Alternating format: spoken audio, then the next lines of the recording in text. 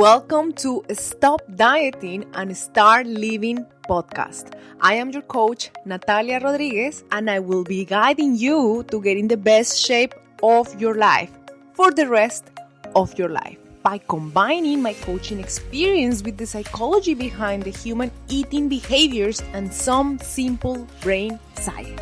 Get ready to be coached by me. Hello guys, and welcome to another episode. Today I wanted to share with you a common question I received from my followers. So thank you for writing me. I think it's not only helpful for you, but to help others like you. So keep sharing your thoughts and questions that inspire me more to bring you new content based on real experiences, so you get more practical tips on how to get the best shape of your life for the rest of your life without ever having to diet or restrict food ever again. So sit comfy and let's get started. A few days ago, a follower asked me this. Hello, I am fat and the anxiety is making me even fatter. There are days where I have a lot of work and either I finish with all the food around me or I start snacking here and there. At the moment, when I'm doing it, I don't feel bad about it. But afterwards, I feel bad when I notice that my clothes are getting tighter. I thought of simply stop eating, but that seems not working. I feel very impulsive in these moments. Like I can't even think. I just react. What can I do?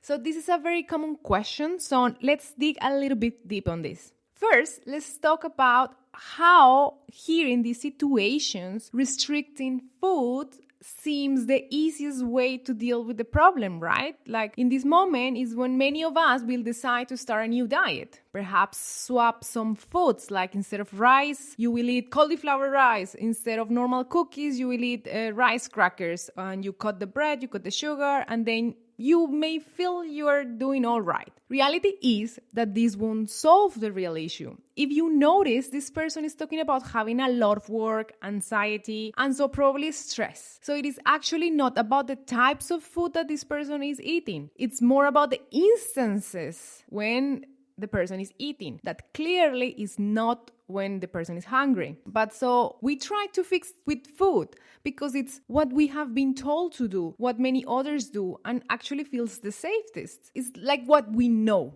And since we are under stress, we don't have time to dig deeper into the issue, and it may feel like just a waste of time for now, right? So like, I don't have time for that. Give me something fast, a quick pill or a quick fix, and I deal with the issue later. That's what usually we do things. It is like when someone has back pain, for example, and they prefer to take the pills instead of working out. We are just used to quick fixes that don't work in the long term. Like if you broke a bone and you just put a Band-Aid, you may think that will fix it. Well, no. You may need some medication, probably immobilization, and perhaps some rehab afterwards. You know what I mean? I hope you do. But this is a normal behavior. That's something I wanted to clarify with you. This is normal. Don't feel bad about this. This is all what we know. This is the best we can do, right? So the idea here today is to create you this awareness that if you want to fix something, we can start thinking about how to fix the real problem. We need to go to the root cause of it. Because like diets, they may work for a week or two, but you will come back to your normal weight or even more later. Like, have you ever lost any weight dieting? I bet you do. I bet you did. I had. And have you ever thought that how long were you without that weight? I have that answer for you. A day. It lasts you a day because after you fit in your jeans, you forget about the diet and you start living your life again, right? So it lasts you a day.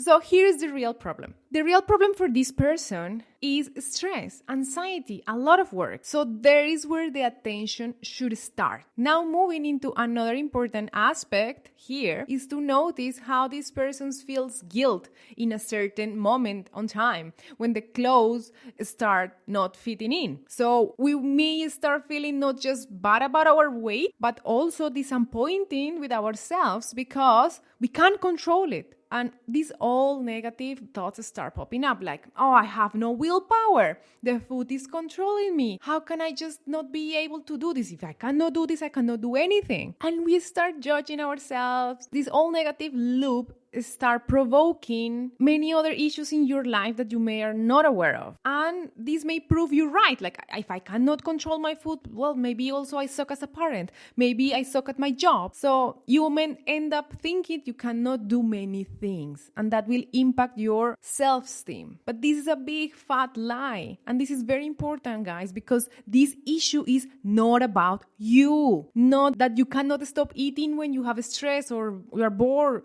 It's not about you. It's not that you don't have willpower. You're not broken. This is not part of your personality. This is not part of who you are. This is just a problem that is in your brain. Once you understand how this works, you just need to build the skill to master this. It's just a skill you need. So this behavior doesn't define you as a person. And that is why I consider dieting so harmful for our self-esteem and the value that we give to ourselves as a person, that in the long run can impact not only our relationship with ourselves, but also with the ones around us, bringing us even to depression and lack of self-confidence with other activities like being a parent or performance at your job.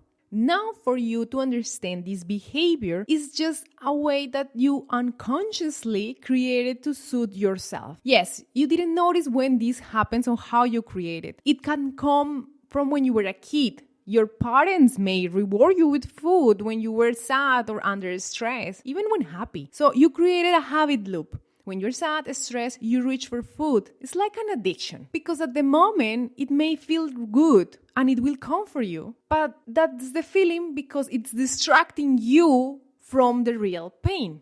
So if you feel stressed and you eat, you have a few seconds or minutes where you're not thinking about the stress. So that makes you feel good. Also, when you're doing a very hard task at your work and you feel frustrated because you cannot move on or you are tired, instead of taking a break, you push yourself also to keep on going. And you finally or somehow one day you start snacking and it seemed like a good idea. And the reality is that doesn't solve the problem. That didn't solve your stress. You may need to take a break. You may need to rest a little bit. Probably go out for a walk or some kind of distraction that is not food. But at the moment, we have so many other limiting beliefs, like we need to finish this on time, we need to finish this now, we cannot take time off, that is bad, I will look like a weak person. If they can do it, I could do it too.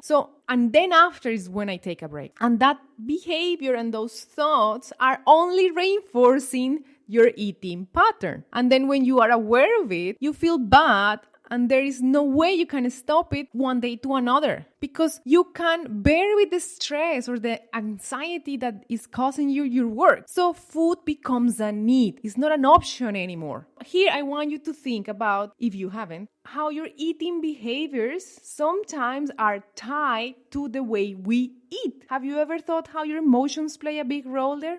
And how you get out of this loop? Well, it takes time, and you cannot get out unless you're willing to do the work, practice, and understand why you do it. We cannot fix what we don't understand. So the first thing is to create some awareness, as this person that asked the question did. This person noticed that it is stress eating. So we need to look for another way to soothe those emotions that is not food. Because food is not being helpful for now. On the contrary, it's creating this person another problem, that is weight gain, right? Second, realize that this is not about you. You are not broken. This is just a new skill you're going to learn. Thinking like playing the guitar. So you may need some patience, practice, a lot of practice. And also, you're not broken. It's not your fault. You don't lack of willpower. And you don't need willpower for this, especially. And third, understand that you will fail into the eating trap many times, over and over. But so if you want to learn to be better at this, like playing guitar, you need to just try again and again until it starts clicking with you. I can tell you that it will suit you more, instead of eating, going for a 5-minute walk. But you won't believe me until you experience it and your brain gets to know the sensation, because it will feel nicer than eating, but you don't know it because you haven't tried it. And you need to be willing to try it many times, even when you don't feel like it. And so, if you're willing to give it a try, this is how you can start working on learning this new skill that will erase the old pattern of eating when stressed or anxious or etc. The first thing you can start doing is setting a timer when you think about food at the moment. That you know is not hunger, it usually comes with a big urge, and usually you will like to eat high palatable foods like chips, sweets. Usually you don't want to eat broccoli or chicken. So when you are on the way to the kitchen, set a timer for 5 minutes on your phone. See how you feel. If the desire to eat is not so strong, add another 5 or 15 minutes and so on. Important here to notice, you are not denying the idea of eating. You will eat. Just try to delay it a bit. You could experience either a big urge or it can disappear to the point that you can keep doing what you were doing and the thoughts about food will vanish. Either way, while the time passes, ask yourself this question. If I didn't have any food around me, what else I can do? You may not have the answer yet, or probably many ideas will pop up in your head, like going for a 5-minute walk, play a bit with your pet, hug your spouse, call a friend, etc. But none will look as easy and appealing as eating. So hang in there. This is just a new skill you are learning. So the idea is that one day you feel like trying any of those activities you thought about, so you get the experience of it. And your brain will record this and also will become a memory. The more you practice, the more you will remember. Slowly, you will find yourself less and less stressed eating. But remember, you will fail many times. But that doesn't define you. And that doesn't mean you have to quit. Look at this as a nice challenge. Get excited to get into these situations because actually this is your opportunity to practice. This is your chance to beat this behavior that you want to get rid of for so long. So you will stop gaining weight and probably you will start losing it. So see this as an opportunity to change. You will change fast and easy if you just keep practicing. Also, you will get to know yourself a little bit better since you will start doing what feels right, not what you are used to do as a habit. So get excited about this, and if you give it a try and it works for you, also if you think this may help someone else, share it. This will allow me to help more people to build more confidence in themselves. Together, we can build a better world. I believe in you.